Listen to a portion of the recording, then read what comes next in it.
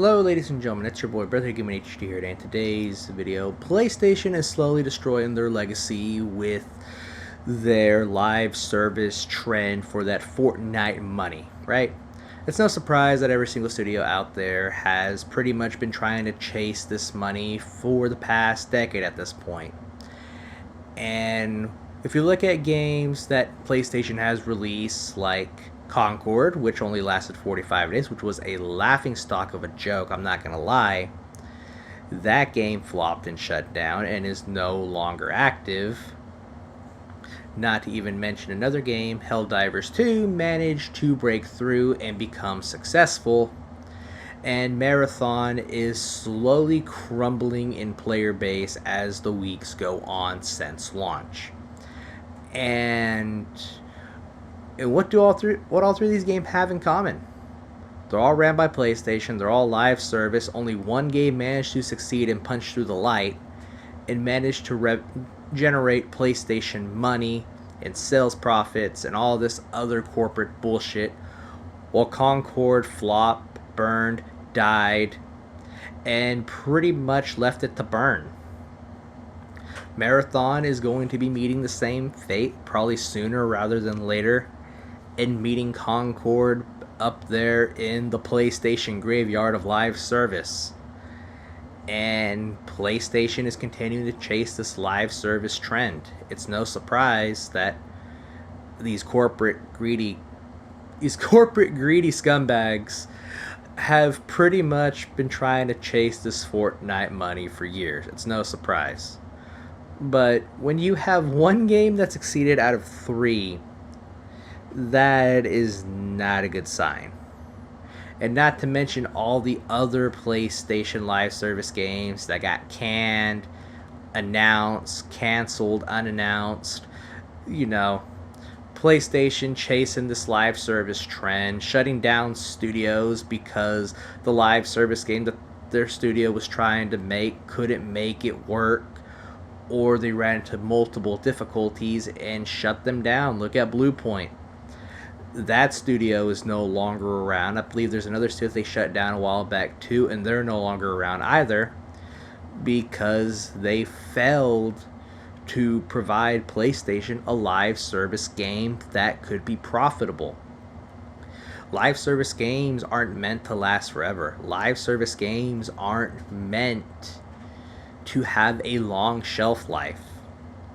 Look at Fortnite, for instance. That game's been out for like 7 to 8 years, and they've laid off like 800 employees back in 2023, laid off over 1,000 employees sometime at the end of 2025 going into 2026, and Fortnite is slowly declining. The king of live service, the one who started it all, is starting to struggle, trying to make more money, trying to keep that player retention high. And when the king starts to fall, it shows that this live service model is not meant to last forever. The cracks will eventually start to show. Look at games like look at franchises like Call of Duty. Ever since that live service trend bullshit happened with Fortnite and Epic Games, Call of Duty tried copying that same formula, tried copying that same bullshit model.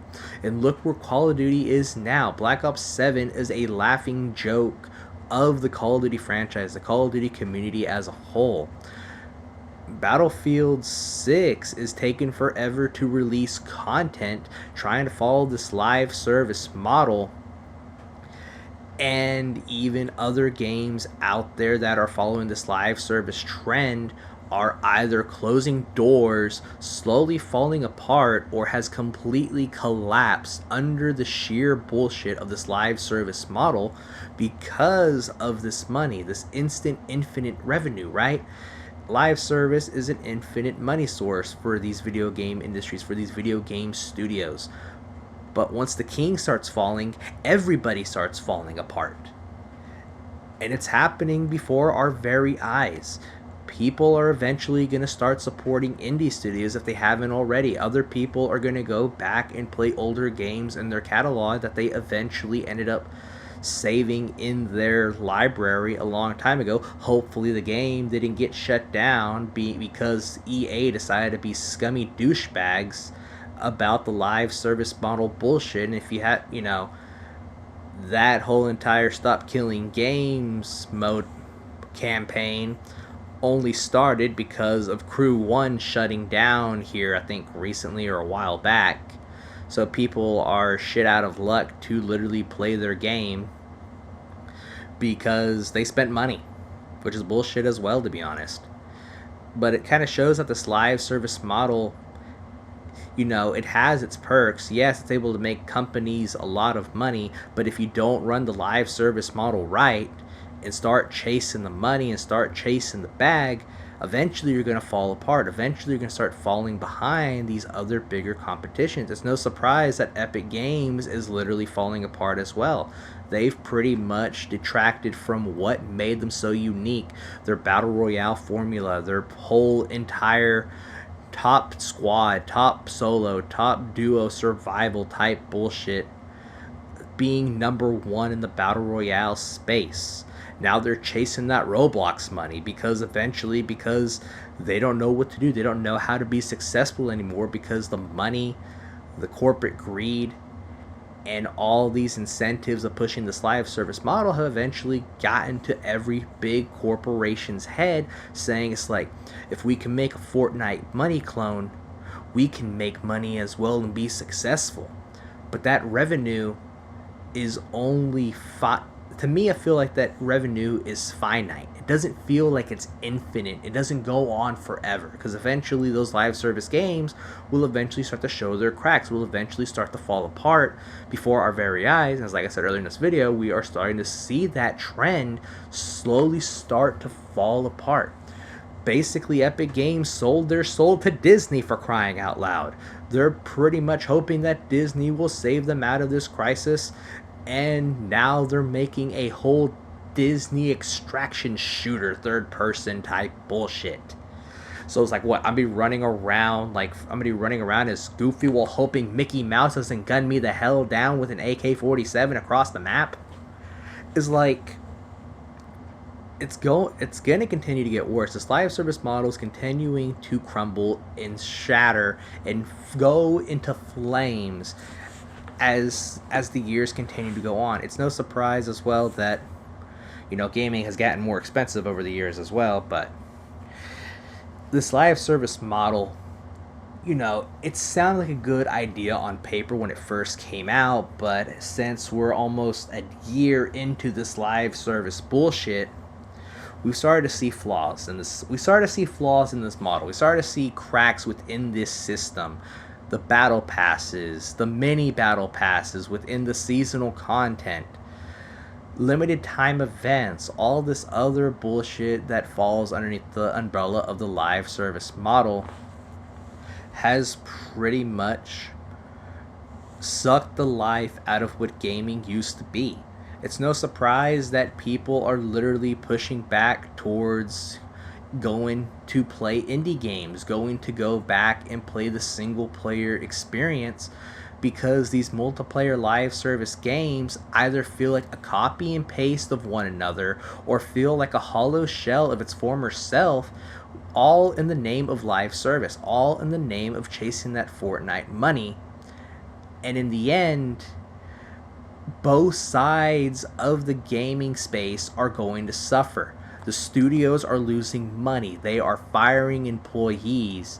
They are pretty much putting so much time and resource into this live service bullshit that they have stopped seeing what made them so successful, what made them become what they are today.